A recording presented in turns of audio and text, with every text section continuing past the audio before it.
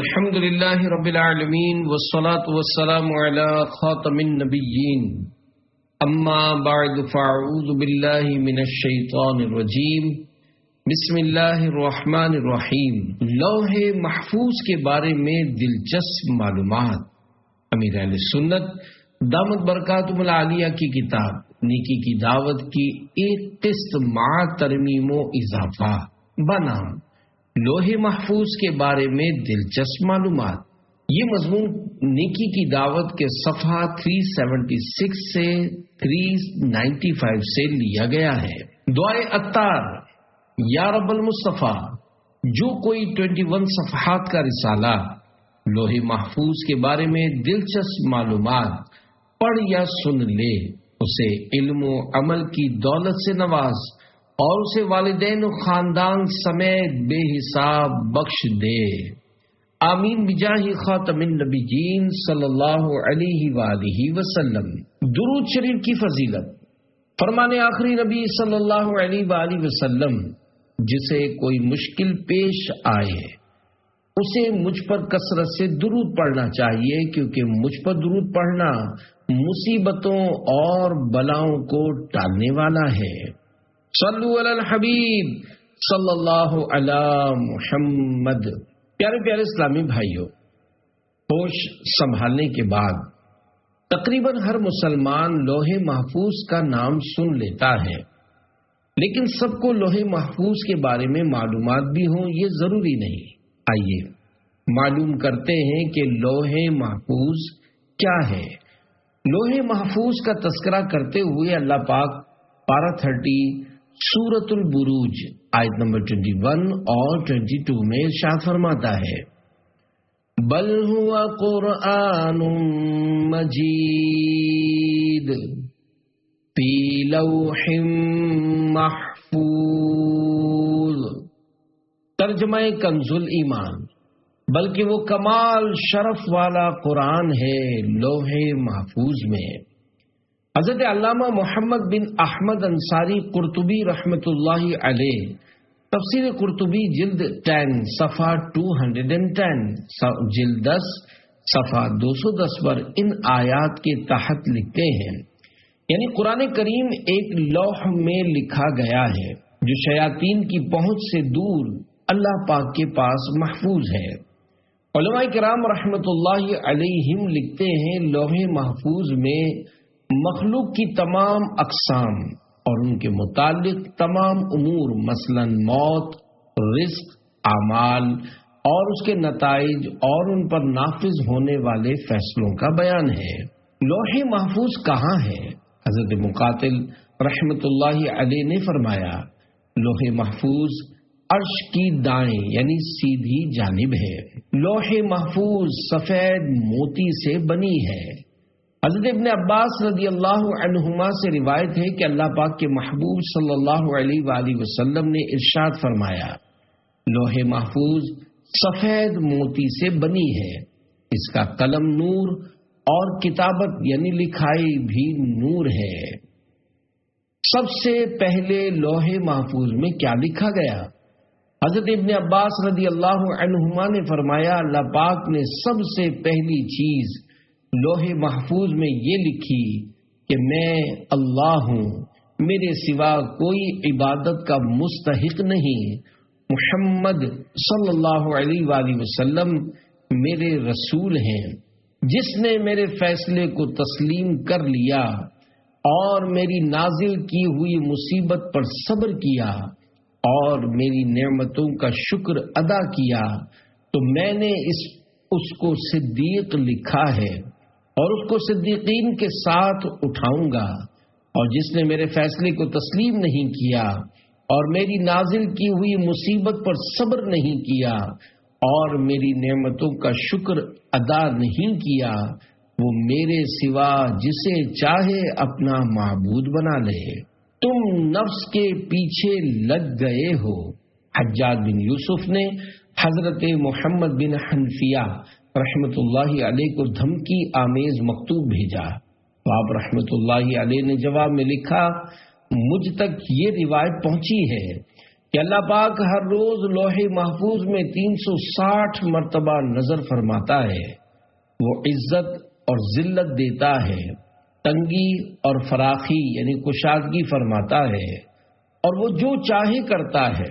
شاید ان نظروں میں سے ایک نظر نے تمہیں تمہارے نفس کے ساتھ ایسا مشغول کر دیا ہے کہ تم اس سے فراغت ہی نہیں پاتے۔ قیامت تک ہونے والی ہر بات لوح محفوظ میں لکھی ہوئی ہے۔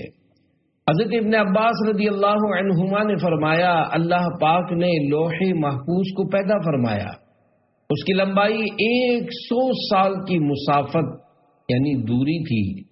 پھر اس نے مخلوق کو پیدا کرنے سے پہلے قلم کو فرمایا، تو میری مخلوق کے بارے میں میرا علم لکھ دے۔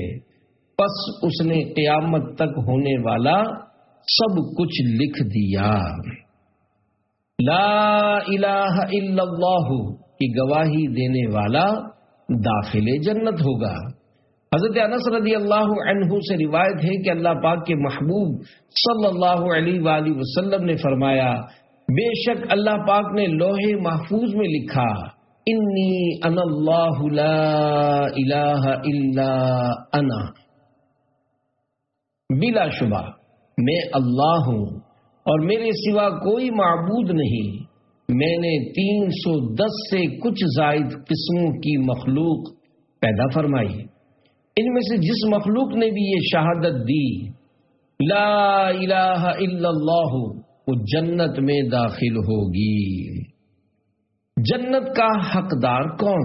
حضرت ابن عباس رضی اللہ عنہما نے فرمایا، لوح محفوظ پر لکھا ہے، اللہ پاک کے سوا کوئی معبود نہیں، اس کا دین اسلام ہے، اور محمد صلی اللہ علیہ وآلہ وسلم اس کے خاص بندے اور رسول ہیں۔ جو اس پر ایمان لایا اور اس کا وعدہ سچا کیا اور اس کے رسولوں کی اتباع یعنی پیروی کی تو اللہ پاک اسے جنت میں داخل فرمائے گا۔ عجب نہیں کہ لکھا لوح کا نظر آئے، جو نقش پا کا لگاؤں غبار آنکھوں میں۔ صلو علی الحبیب صلی اللہ علی محمد۔ بیٹا پیدا ہونے کی بشارت۔ حضرت شاہ ولی اللہ محدث دہلوی رحمۃ اللہ علیہ فرماتے ہیں کہ میرے والد ماجد حضرت شاہ عبد الرحیم رحمۃ اللہ علیہ فرماتے ہیں کہ میں ایک بار حضرت خواجہ قطب الدین بختیار کاکی رحمۃ اللہ علیہ کے مزار منور کی زیارت کے لیے گیا۔ ان کی روح مبارک ظاہر ہوئی اور فرمایا، تمہارے یہاں فرزند پیدا ہوگا، اس کا نام قطب الدین احمد رکھنا۔ چونکہ زوجہ بڑھاپے کو پہنچ گئی تھی، اس لیے میں نے خیال کیا شاید اس ارشاد سے مراد بیٹے کا بیٹا یعنی پوتا ہوگا۔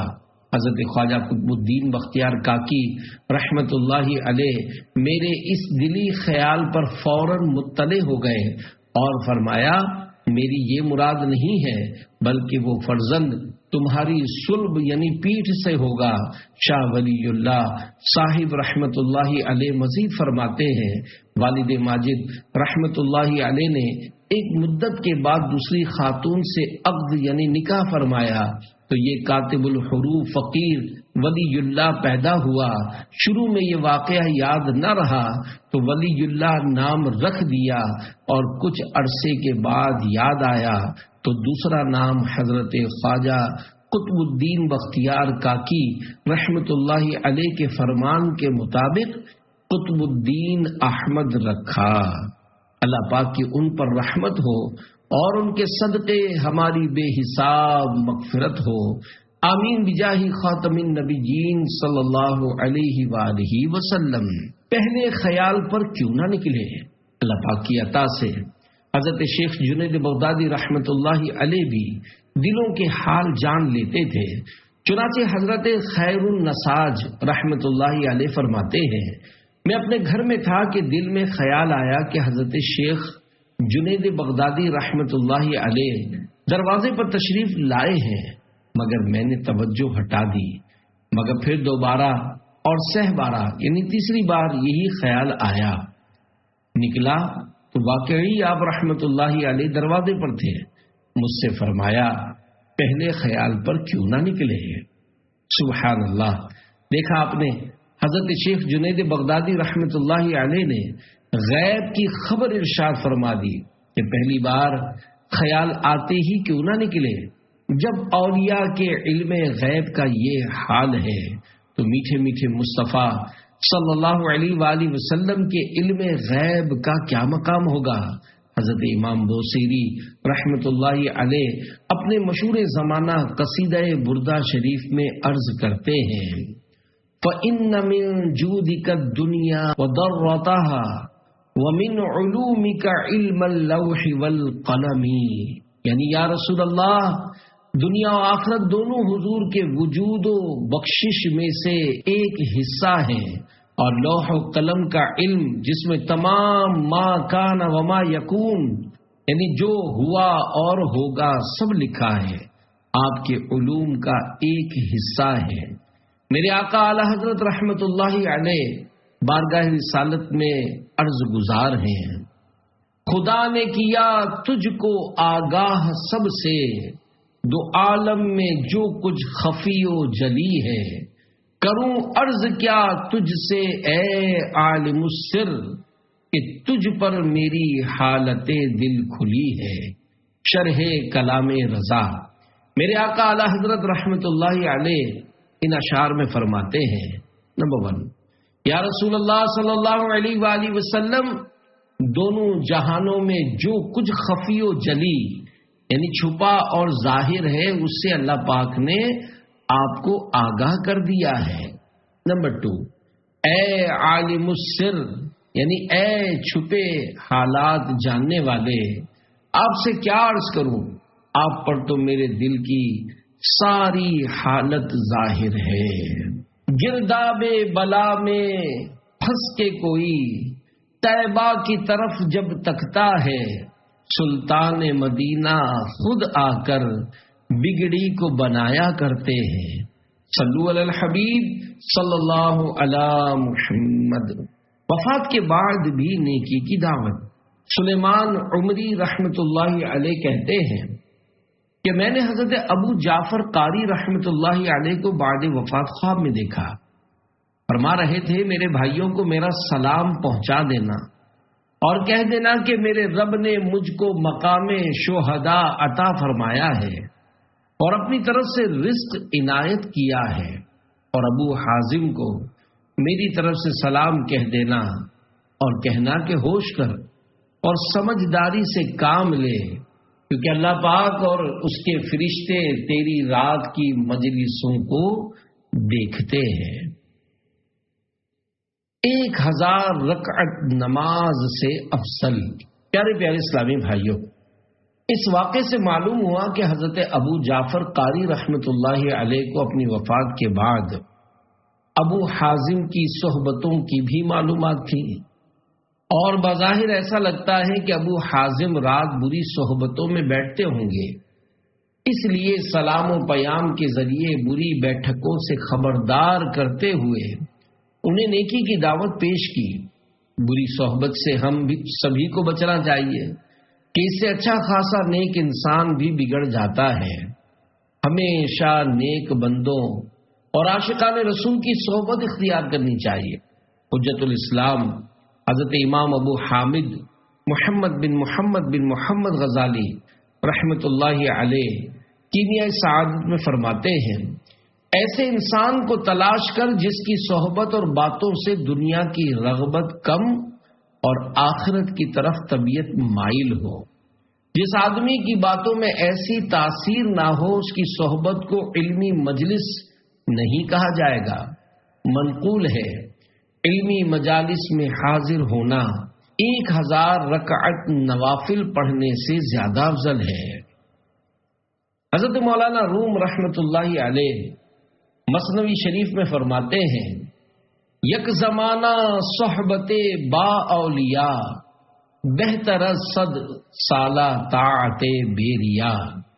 تھوڑی سی دیر کی اولیاء کی صحبت 100 سالہ بیریا یعنی خالص عبادت سے بہتر ہے. چوہے اور مینڈک کی دوستی۔ عارف باللہ حضرت مولانا روم رحمت اللہ علیہ بری صحبت کا نقصان سمجھاتے ہوئے فرماتے ہیں، اتفاقاً ایک ندی کے کنارے پر ایک چوہے کی مینڈک سے ملاقات ہو گئی اور دونوں میں دوستی ہو گئی۔ چوہے نے کہا کہ کبھی ملنے کو دل چاہے تو آپ پانی کے گہرائی میں ہوتے ہیں جہاں آواز بھی نہیں پہنچ سکتی، تو پھر آپ کو اطلاع کس طرح ہو؟ آخر طے یہ پایا کہ ایک تاگا یعنی دھاگا چوہے کے پاؤں میں اور اس کا دوسرا سرا مینڈک کے پاؤں میں باندھ دیا جائے، وقت ضرورت اطلاع کی ترکیب ہو جائے گی۔ چنانچہ ایسا ہی کیا گیا۔ ایک دن اچانک کوے نے چوہے پر جھپٹا مارا اور اس کو منہ میں لے کر اڑا تو مینڈک بھی دھاگے میں بندھا ہونے کے سبب اس کے ساتھ کھچا کھچا ہوا میں چلا جا رہا تھا۔ مینڈک نے کہا کہ یہ چوہے جیسے ناجنس یعنی نالائق سے دوستی کی سزا ہے۔ معلوم ہوا ناجنسوں یعنی نالائقوں اور بری بری صحبتوں کے سبب بہت آفات پہنچتی ہے۔ اے فغاں از یار ناجنس اے فغاں، ہم نشین نیک جوید اے مہاں، فریاد ہے ناجنس یعنی نالائق دوست سے فریاد ہے، اے دوستو نیک ساتھی تلاش کرو۔ عاشقان رسول کی صحبتوں میں بیٹھو کہ ان کی محبت اور صحبت سے خوف خدا اور عشق مصطفیٰ صلی اللہ علیہ وآلہ وسلم حاصل ہوتا ہے۔ حدیث قدسی ہے، وجبت محبتی للمتحابین فیا والمتجالسین فیا والمتزاورین فیا والمتبادلین فیا۔ اللہ پاک ارشاد فرماتا ہے، جو لوگ میری وجہ سے آپس میں محبت رکھتے ہیں اور میری وجہ سے ایک دوسرے کے پاس بیٹھتے ہیں اور آپس میں ملتے جلتے ہیں اور مال خرچ کرتے ہیں، ان سے میری محبت واجب ہو گئی۔ حدیث پاک بیان کرنے والے مبلغ کی حکایت۔ حضرت عبدان بن محمد مروزی رحمت اللہ علیہ فرماتے ہیں، میں نے حافظ یعقوب بن سفیان رحمت اللہ علیہ کو خواب میں دیکھا تو پوچھا، ما فعل اللہ بکا، یعنی اللہ پاک نے آپ کے ساتھ کیا معاملہ فرمایا؟ جواب دیا، اللہ پاک نے میری مغفرت کر دی اور فرمایا کہ تم جس طرح دنیا میں حدیث بیان کرتے تھے آسمان پر بھی بیان کرو۔ چنانچہ میں نے چوتھے آسمان پر حدیث پاک بیان کی تو فرشتے میرے پاس جمع ہو گئے اور حضرت جبریل علیہ السلام نے مجھے حدیث پاک املا کروانے کا حکم دیا۔ پھر فرشتوں نے اس حدیث شریف کو سنہری قلموں سے لکھا۔ والد مرحوم سبز لباس میں ملبوس مسکرا رہے تھے۔ پیارے پیارے اسلامی بھائیوں، دیکھا آپ نے علماء دین اور حدیثوں کے مبلغین کا کتنا بلند رتبہ ہے۔ بعد وفات مغفرت کی بشارت بھی عنایت ہوئی اور چوتھے آسمان پر فرشتوں کے درمیان حدیث پاک بیان کرنے کی سعادت بھی ملی اور فرشتوں نے اس حدیث مبارک کو سنہری قلموں سے تحریر فرمایا۔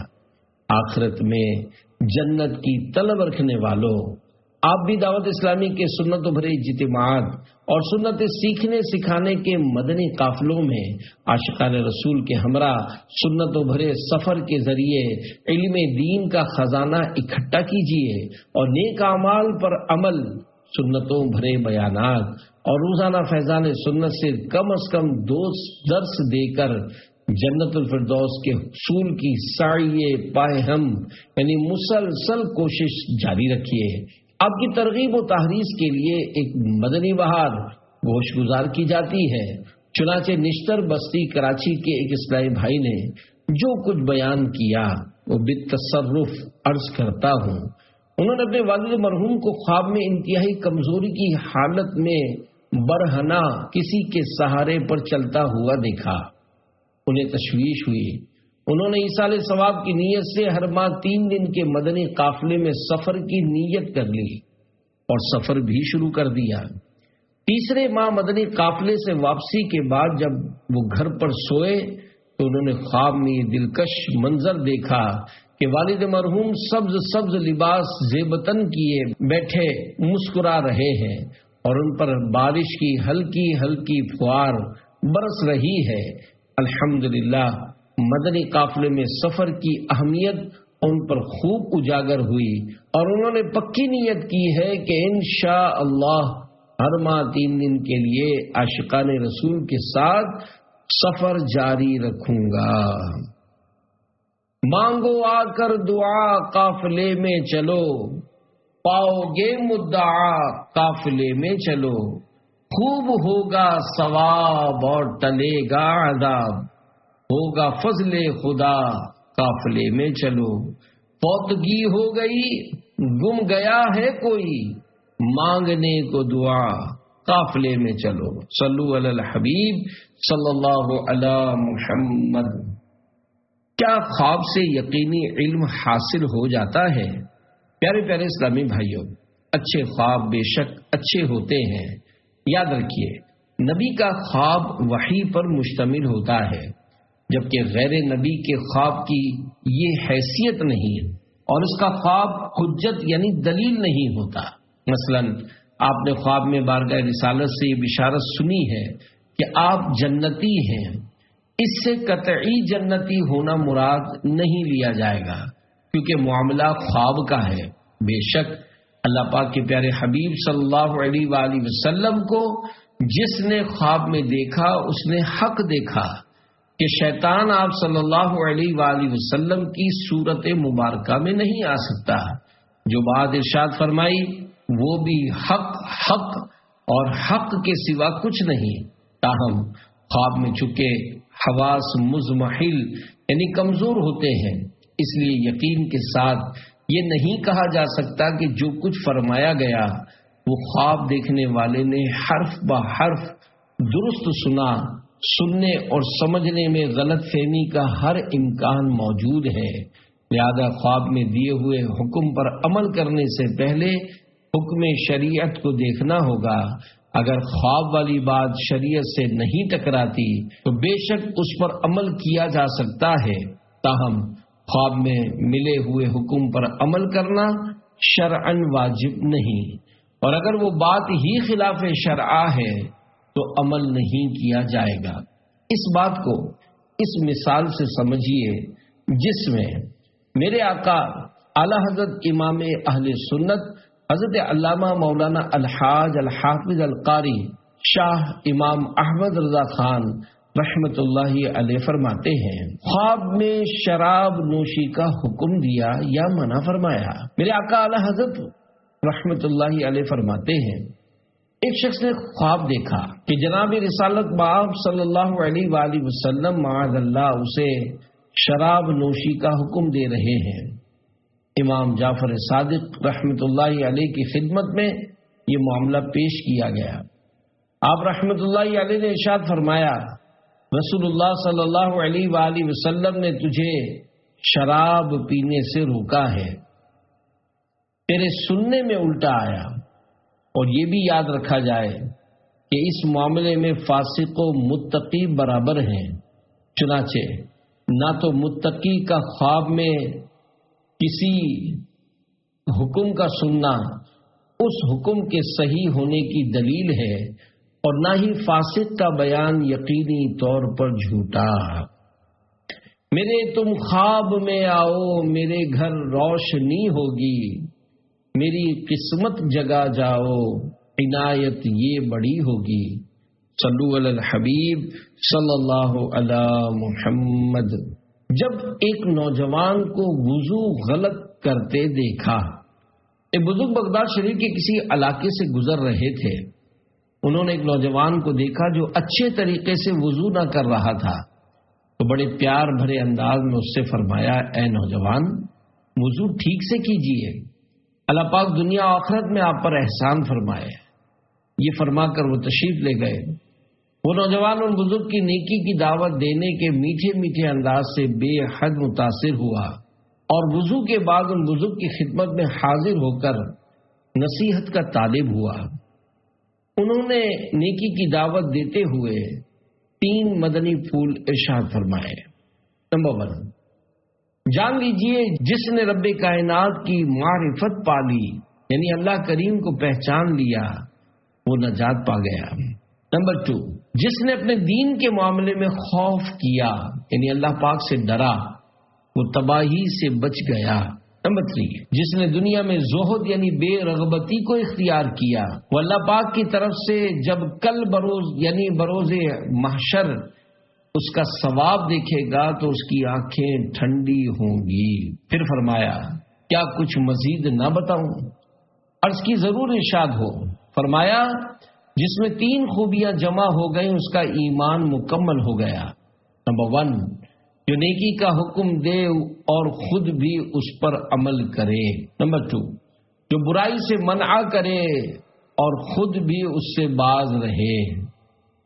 اور نمبر 3، جو حدود الہی کی حفاظت کرے، یعنی شرعی احکامات بجا لائے اور شرعی ممنوعات سے خود کو بچائے۔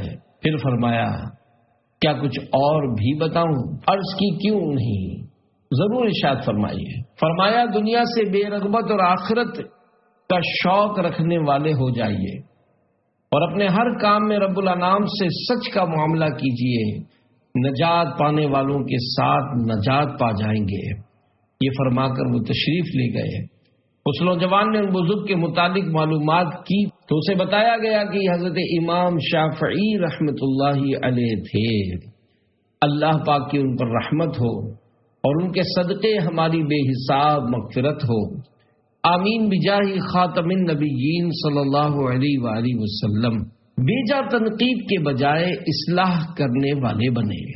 پیارے پیارے اسلامی بھائیوں، دیکھا آپ نے کروڑوں شافیوں کے پیشوا حضرت محمد بن ادریس المعروف امام شافعی رحمت اللہ علیہ نے کتنی محبت و شفقت کے ساتھ انفرادی کوشش فرمائی اور اچھے طریقے سے وضو نہ کرنے والے نوجوان کے وضو کی اصلاح بھی کی اور اسے نیکی کی دعوت بھی دی۔ کاش ہم بھی یہی انداز اختیار کرنے میں کامیاب ہو جائیں۔ ہمیں بھی یہ توفیق نصیب ہو جائے کہ جب کسی کی وضو میں غلطیاں اور نماز میں کوتاہیاں دیکھیں، جھوٹ، غیبت و چغلی کے گناہوں میں کسی کو مبتلا پائیں تو پیچھے سے اس پر بیجا تنقید اور اس کی برائی کر کے خود غیبت کی گہری کھائی میں چھلانگ لگانے کے بجائے اس کو گناہوں کی دلدل سے نکالنے کی سعی کریں، نہایت نرمی اور پیار سے اس کو سمجھانے اور ثواب آخرت کے خزانے سمیٹنے والے بنے۔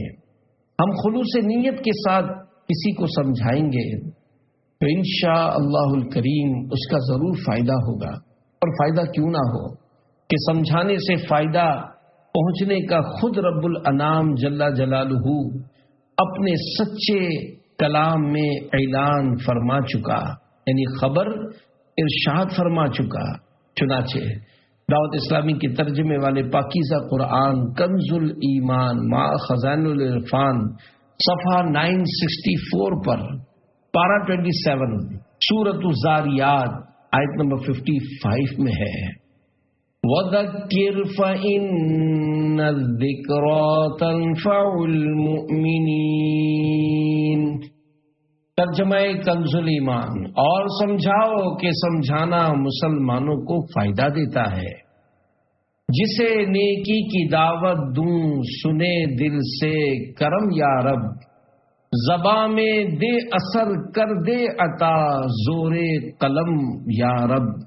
صلو علی الحبیب صلی اللہ علی محمد۔ وضو کا طریقہ حنفی ہے۔ پیارے پیارے اسلامی بھائیوں، مذکورہ واقعے میں حضرت امام شافعی رحمت اللہ علیہ کے نوجوان کے وضو کی اصلاح فرمانے کا تذکرہ ہے۔ جب اس دور میں بھی لوگ وضو میں غلطیاں کر جاتے تھے تو آج کا دور تو اس سے بھی نازک تر ہے، بلکہ اس بات کا مشاہدہ ہے کہ مسلمانوں کی اکثریت درست طریقے پر وضو کرنا نہیں جانتی۔ لہذا آئیے ہم بھی وضو کا طریقہ سیکھتے ہیں۔ دعوت اسلامی کے مکتبۃ المدینہ کی 496 صفحات پر مشتمل کتاب نماز کے احکام صفحہ 7 تا 13 پر ہے۔ کعبۃ اللہ شریف کی طرف منہ کر کے اونچی جگہ بیٹھنا مستحب ہے۔ وضو کے لیے نیت کرنا سنت ہے، نیت نہ ہو تب بھی وضو ہو جائے گا مگر ثواب نہیں ملے گا۔ نیت دل کے ارادے کو کہتے ہیں، دل میں نیت ہوتے ہوئے زبان سے بھی کہہ لینا افضل ہے، لہذا زبان سے اس طرح نیت کیجئے کہ میں حکم الہی بجا لانے اور پاکی حاصل کرنے کے لیے وضو کر رہا ہوں۔ بسم اللہ کہہ لیجئے کہ یہ بھی سنت ہے، بلکہ بسم اللہ والحمد للہ کہہ لیجئے کہ جب تک باوضو رہیں گے فرشتے نیکیاں لکھتے رہیں گے۔ اب دونوں ہاتھ 3 بار پہنچوں تک دھوئیے، نل بند کر کے دونوں ہاتھ کی انگلیوں کا خلال بھی کیجیے، کم از کم 3 بار دائیں بائیں اوپر نیچے کے دانتوں میں مسواک کیجیے اور ہر بار مسواک دھو لیجیے۔ حضرت امام محمد بن محمد غزالی رحمت اللہ علیہ فرماتے ہیں، مسواک کرتے وقت نماز میں قرآن مجید کی قراءت اور ذکر اللہ کے لیے منہ پاک کرنے کی نیت کرنی چاہیے۔ اب سیدھے ہاتھ کے 3 چلو پانی سے ہر بار نل بند کر کے اس طرح 3 کلیاں کیجیے کہ ہر بار منہ کے ہر پرزے پر حلق کے کنارے تک پانی بہہ جائے۔ اگر روزہ نہ ہو تو غرغرہ بھی کر لیجیے، پھر سیدھے ہی ہاتھ کے 3 چلو یعنی اب ہر بار آدھا چلو پانی کافی ہے سے ہر بار نل بند کر کے 3 بار ناک میں نرم گوشت تک پانی چڑھائیے، اور اگر روزہ نہ ہو تو ناک کی جڑ تک پانی پہنچائیے۔ اب نل بند کر کے الٹے ہاتھ سے ناک صاف کر لیجیے اور چھوٹی انگلی ناک کے سوراخوں میں ڈالیے۔ 3 بار سارا چہرہ اس طرح دھوئیے کہ جہاں سے عادتاً سر کے بال اگنا شروع ہوتے ہیں وہاں سے لے کر تھوڑی کے نیچے تک، اور ہر ایک کان کی لو سے دوسرے کان کی لو تک ہر جگہ پانی بہہ جائے۔ اگر داڑھی ہے اور احرام باندھے ہوئے نہیں ہے تو نل بند کرنے کے بعد اس طرح خلال کیجیے کہ انگلیوں کو گلے کی طرف سے داخل کر کے سامنے کی طرف نکالیے۔ پھر پہلا سیدھا ہاتھ انگلیوں کے سرے سے دھونا شروع کر کے کوہنیوں سمیت 3 بار دھوئیے۔ اس طرح پھر الٹا ہاتھ دھو لیجیے۔ دونوں ہاتھ آدھے بازو تک دھونا مستحب ہے۔ اکثر لوگ چلو میں پانی پہنچنے سے 3 بار چھوڑ دیتے ہیں کہ کوہنی تک بہتا چلا جاتا ہے۔ اس طرح کرنے سے کوہنی اور کلائی کی کروٹوں پر پانی نہ پہنچنے کا اندیشہ ہے، لہذا بیان کردہ طریقے پر ہاتھ دھوئیے۔ اب چلو بھر کر کوہنی تک پانی بہانے کی حاجت نہیں، بلکہ بغیر اجازت صحیحہ ایسا کرنا اسراف ہے۔ اب نل بند کر کے سر کا مسح اس طرح کیجیے، دونوں انگوٹھوں اور کلمے کی انگلیوں کو چھوڑ کر دونوں ہاتھ کی 3 انگلیوں کے سرے ایک دوسرے سے ملا لیجیے اور پیشانی کے بال یا کھال پر رکھ کر کھینچتے ہوئے گدی تک اس طرح لے جائیے کہ ہتھیلیاں سر سے جدا رہیں۔ پھر گدی سے ہتھیلیاں کھینچتے ہوئے پیشانی تک لے آئیے۔ کلمے کی انگلیاں اور انگوٹھے اس دوران سر پر بالکل مس نہیں ہونے چاہیے۔ پھر کلمے کی انگلیوں سے کانوں کے اندرونی سطح کا اور انگوٹھوں سے کانوں کے باہری سطح کا مسح کیجیے، اور چھنگلیاں یعنی چھوٹی انگلیاں کانوں کے سوراخوں میں داخل کیجیے اور انگلیوں کی پشت سے گردن کے پچھلے حصے کا مسح کیجیے۔ بعض لوگ گلے کا اور دھلے ہوئے ہاتھوں کی کوہنیوں اور کلائیوں کا مسح کرتے ہیں، یہ سنت نہیں ہے۔ فتاوی رضویہ جلد 4 صفحہ 621 پر مسح کا ایک طریقہ یہ بھی تحریر ہے، اس میں بالخصوص اسلامی بہنوں کے لیے سہولت بھی ہے۔ چنانچہ لکھا ہے، مسح سر میں ادائے سنت کو یہ بھی کافی ہے کہ انگلیاں سر کے اگلے حصے پر رکھے اور ہتھیلیاں سر کی دونوں کروٹوں پر اور ہاتھ جما کر گدی تک کھینچتا لے جائے۔ سر کا مسح کرنے سے قبل ٹوٹی اچھی طرح بند کرنے کی عادت بنا لیجئے۔ بلا وجہ نل کھلا چھوڑ دینا یا ادھورا بند کرنا کہ پانی ٹپک کر ضائع ہوتا رہے اسراف و گناہ ہے۔ پہلے سیدھا پھر الٹا پاؤں ہر بار انگلیوں سے شروع کر کے ٹخنوں کے اوپر تک، بلکہ مستحب ہے کہ آدھی پنڈلی تک 3 بار دھو لیجئے۔ دونوں پاؤں کی انگلیوں کا خلال کرنا سنت ہے۔ خلال کے دوران نل بند رکھیے۔ اس کا مستحب طریقہ یہ ہے کہ الٹے ہاتھ کی چنگلیاں سے سیدھے پاؤں کی چنگلیاں کا خلال شروع کر کے انگوٹھے پر ختم کیجئے اور الٹے ہی ہاتھ کی چنگلیاں سے الٹے پاؤں کے انگوٹھے سے شروع کر کے چنگلیاں پر ختم کر لیجئے۔ حضرت امام محمد بن محمد غزالی رحمت اللہ علیہ فرماتے ہیں، ہر عضو دھوتے وقت یہ امید کرتا رہے کہ میرے اس عضو کے گناہ نکل رہے ہیں۔ وضو کے بچے ہوئے پانی میں 70 بیماریوں سے شفا۔ لوٹے وغیرہ سے وضو کرنے کے بعد بچا ہوا پانی کھڑے ہو کر پینا سنت بھی ہے اور شفا بھی۔ چنانچہ میرے آقا اعلی حضرت امام اہل سنت مولانا شاہ امام احمد رضا خان رحمت اللہ علیہ فتاوی رضویہ مخرجہ جلد 4 صفحہ 575 تا 576 پر فرماتے ہیں، بقیہ وضو یعنی وضو کے بچے ہوئے پانی کے لیے شرعاً عظمت و احترام ہے، اور نبی صلی اللہ علیہ وآلہ وسلم سے ثابت کہ حضور نے وضو فرما کر بقیہ آب یعنی بچے ہوئے پانی کو کھڑے ہو کر نوش فرمایا، اور ایک حدیث میں روایت کیا گیا کہ اس کا پینا 70 مرض سے شفا ہے۔ تو وہ ان امور میں آب زمزم سے مشابہت رکھتا ہے۔ ایسے یعنی وضو کے بچے ہوئے پانی سے استنجا مناسب نہیں۔ تنویر کے آداب وضو میں ہے، وضو کے بعد وضو کا پسماندہ یعنی بچا ہوا پانی قبلہ رخ کھڑے ہو کر پیے۔ علامہ عبد الغنی نابلسی رحمت اللہ علیہ فرماتے ہیں، میں نے تجربہ کیا ہے کہ جب میں بیمار ہوتا ہوں تو وضو کے بقیہ پانی سے شفا حاصل ہو جاتی ہے۔ نبی صادق صلی اللہ علیہ وآلہ وسلم کے اس صحیح طب نبوی میں پائے جانے والے ارشاد گرامی پر اعتماد کرتے ہوئے میں نے یہ طریقہ اختیار کیا ہے۔ واللہ سبحانہ وتعالی عالم بالصواب۔ صلو علی الحبیب صلی اللہ علی محمد۔ جنت کے 8 دروازے کھل جاتے ہیں۔ حدیث پاک میں ہے، جس نے اچھی طرح وضو کیا اور پھر آسمان کی طرف نگاہ اٹھائی اور کلمہ شہادت پڑھا، اس کے لیے جنت کے 8 دروازے کھول دیے جاتے ہیں، جس سے چاہے اندر داخل ہو۔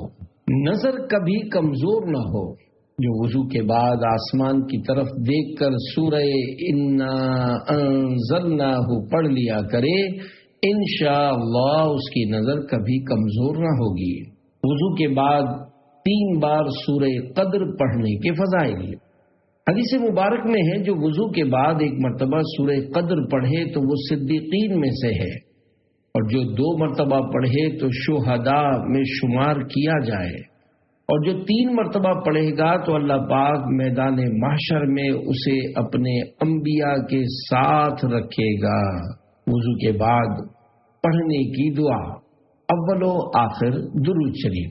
جو وضو کرنے کے بعد یہ کلمات پڑھے، سبحانک اللہم و بحمدک، اشہد ان لا الہ الا انت، استغفرک و اتوب الیک۔ ترجمہ، اے اللہ تو پاک ہے اور تیرے لیے ہی تمام خوبیاں ہیں۔ میں گواہی دیتا ہوں کہ تیرے سوا کوئی معبود نہیں۔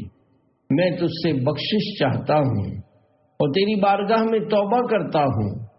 تو اس پر مہر لگا کر عرش کے نیچے رکھ دیا جائے گا اور قیامت کے دن اس پڑھنے والے کو دے دیا جائے گا۔ وضو کے بعد یہ دعا بھی پڑھ لیجئے، اول و آخر درود شریف، اللہم اجعلنی من التوابین واجعلنی من المتطہرین۔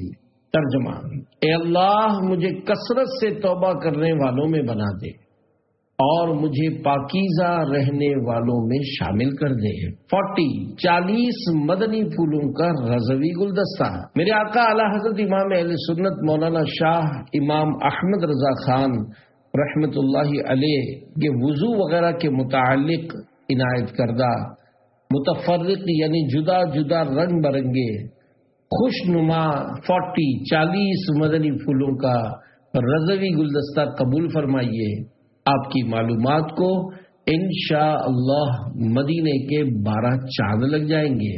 یہ تمام مدنی پھول فتاوی رضویہ مخرجہ جلد 4 کے آخر میں دیے ہوئے فوائد جلیلیہ صفحہ 613 تا 746 سے لیے گئے ہیں۔ وضو میں آنکھیں زور سے بند نہ کرے مگر وضو ہو جائے گا۔ اگر لب یعنی ہونٹ خوب زور سے بند کر کے وضو کیا اور کلی نہ کی وضو نہ ہوگا۔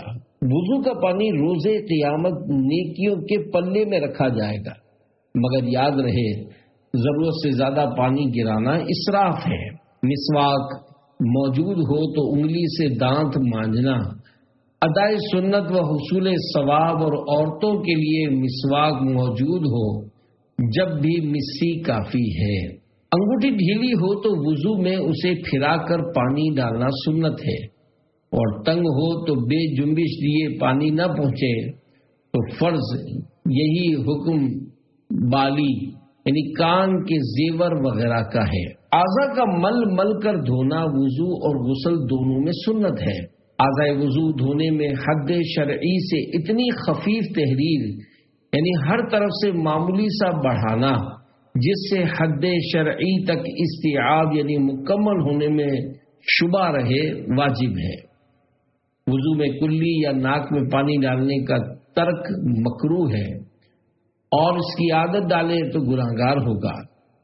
یہ مسئلہ وہ لوگ خوب یاد رکھیں جو کلیاں ایسی نہیں کرتے کہ حلق تک ہر چیز کو دھوئیں، اور وہ پانی جن کی ناک کو فقط چھو جاتا ہے سونگھ کر اوپر نہیں چڑھاتے، یہ سب لوگ گناہگار ہیں۔ اور غسل میں تو ایسا نہ ہو تو سرے سے نہ غسل ہوگا نہ نماز۔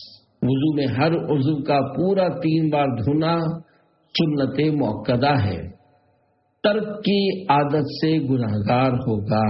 وضو میں جلدی نہ چاہیے بلکہ درنگ یعنی اطمینان و احتیاط سے کام کرے۔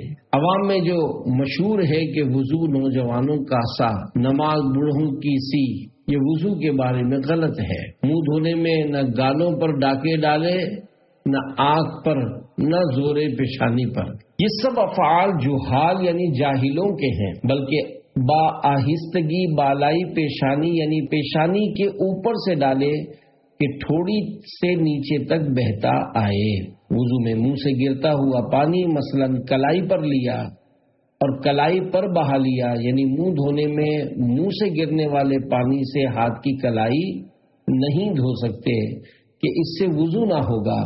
اور غسل میں معاملہ جدا ہے، مثلاً سر کا پانی پاؤں تک جہاں جہاں گزرے گا پاک کرتا جائے گا، وہاں نئے پانی کی ضرورت نہیں۔ آدمی وضو کرنے بیٹھا پھر کسی مانع یعنی رکاوٹ کے سبب تمام یعنی مکمل نہ کر سکا تو جتنے افعال کیے ان پر ثواب پائے گا اگرچہ وضو نہ ہوا۔ جس نے خود ہی قصد یعنی ارادہ کیا کہ آدھا وضو کرے گا وہ ان افعال پر ثواب نہ پائے گا۔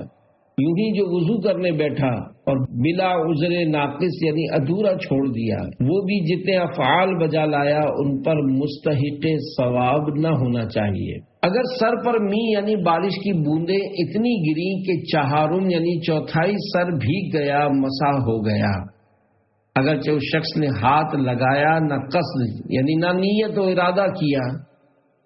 اوس یعنی شبنم میں سر برہنہ یعنی ننگے سر بیٹھا اور اس سے چہارم سر کے قدر بھیگ گیا، مسح ہو گیا۔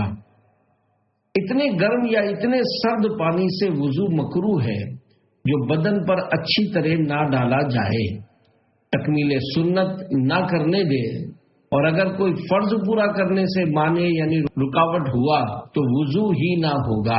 پانی بیکار صرف یعنی خرچ کرنا یا پھینک دینا حرام ہے۔ اپنے یا دوسرے کے پینے کے بعد گلاس یا جگ کا بچا ہوا پانی خواہ مخواہ پھینک دینے والے توبہ کریں اور آئندہ اس سے بچیں۔ ناف سے زرد پانی بہہ کر نکلے، وضو جاتا رہے۔ خون یا پیپ آنکھ میں بہا مگر آنکھ سے باہر نہ گیا تو وضو نہ جائے گا۔ اسے کپڑے سے پونچھ کر پانی میں ڈال دے تو پانی ناپاک نہ ہوگا۔ زخم پر پٹی بندھی ہے، اس میں خون وغیرہ لگ گیا، اگر اس قابل تھا کہ بندش نہ ہوتی تو بہہ جاتا تو وضو گیا ورنہ نہیں، نہ پٹی ناپاک۔ قطرہ آیا یا خون وغیرہ ذکر یعنی عضو تناسل کے اندر بہا، جب تک اس کے سوراخ سے باہر نہ آئے وضو نہ جائے گا۔ پیشاب کا صرف سوراخ کے منہ پر چمکنا وضو توڑنے کے لیے کافی ہے۔ نابالغ نہ کبھی بے وضو ہو نہ جنب یعنی بے غسلہ، یعنی نابالغان کو وضو و غسل کا حکم عادت ڈالنے اور آداب سکھانے کے لیے ہے، ورنہ کسی حدث یعنی وضو توڑنے والے عمل سے ان کا وضو نہیں جاتا، نہ جماع سے ان پر غسل فرض ہو۔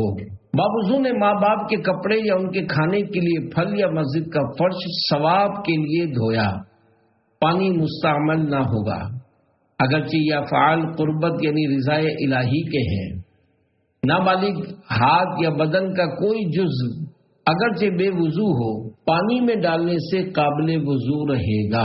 بدن ستھرا رکھنا، میل دور کرنا شرع میں مطلوب ہے کہ اسلام کی بنا یعنی بنیاد ستھرائی یعنی پاکیزگی اور صفائی پر ہے۔ اس نیت سے باوضو نے بدن دھویا تو قربت یعنی کار ثواب بے شک ہے، مگر پانی مستعمل نہ ہو۔ مستعمل پانی پاک ہے، اس سے کپڑا دھو سکتے ہیں، مگر اس سے وضو نہیں ہو سکتا، اور اس کا پینا یا اس سے آٹا گوندھنا مکروہ تنزیہی ہے۔ پرایا پانی بے اجازت لے گیا، اگرچہ زبردستی یا چرا کر، اس سے وضو ہو جائے گا مگر حرام ہے۔ البتہ کسی کے مملوک یعنی ملکیت کے کنویں سے اس کی ممانعت پر بھی پانی بھر لیا، اس کا استعمال جائز ہے۔ جس پانی میں مائع مستعمل کی دھار پہنچی یا واضح قطرے گرے اس سے وضو نہ کرنا بہتر۔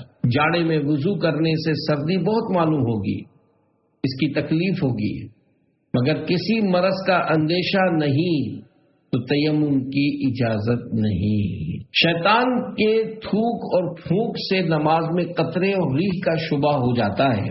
حکم ہے کہ جب تک ایسا یقین نہ ہو جس پر قسم کھا سکے اس وسوسے پر لحاظ نہ کرے۔ شیطان کہے کہ تیرا وضو جاتا رہا تو دل میں جواب دے رہے کہ خبیث تو جھوٹا ہے، اور اپنی نماز میں مشغول رہے۔ مسجد کو ہر گھن کی چیز سے بچانا واجب ہے، اگرچہ پاک ہو، جیسے لعاب دہن، منہ کی رال، تھوک، بلغم، آب بینی یعنی مثلا ریڑھ یا ناک سے نزلے کا بہنے والا پانی آب وضو۔ تنبیہ: بعض لوگ کے وضو کے بعد اپنے منہ اور ہاتھوں سے پانی پہنچ کر مسجد میں ہاتھ جھاڑتے ہیں، یہ محض حرام اور ناجائز ہے۔ پانی میں پیشاب کرنا مطلقاً مکروہ ہے، اگرچہ دریا میں ہو۔ جہاں کوئی نجاست پڑی ہو تلاوت مکروہ ہے۔ پانی ضائع کرنا حرام ہے، مال ضائع کرنا حرام ہے۔ زمزم شریف سے غسل و وضو بلا کراہت جائز ہے، اور پیشاب وغیرہ کر کے ڈھیلے سے خشک کر لینے کے بعد آب زمزم سے استنجا مکروہ، اور نجاست دھونا مثلا پیشاب کے بعد ٹشو پیپر وغیرہ سے سکھائے بغیر گناہ۔ وہ اسراف کے جو ناجائز و گناہ ہے وہ صرف ان دو صورتوں میں ہوتا ہے، ایک یہ کہ کسی گناہ میں صرف یعنی خرچ ہو وہ استعمال کریں، دوسرے بیکار محض مال ضائع کریں۔ غسل میت سکھانے کے لیے مردے کو نہلایا اور اسے غسل دینے کی نیت نہ کی، وہ بھی پاک ہو گیا، اور زندوں پر سے بھی فرض اتر گیا کہ فعل بالقصد کافی ہے، ہاں بے نیت ثواب نہ ملے گا۔ دین کی باتیں رہوں سنتا سناتا یا خدا، اور رہوں اس پر ہر عمل کرتا کراتا یا خدا صلو علی الحبیب صلی اللہ علی محمد۔ وضو کے ضروری احکام جاننے کے لیے نماز کے احکام میں شامل 63 صفحات پر مشتمل رسالہ وضو کا طریقہ حنفی کا ضرور مطالعہ فرمائیے۔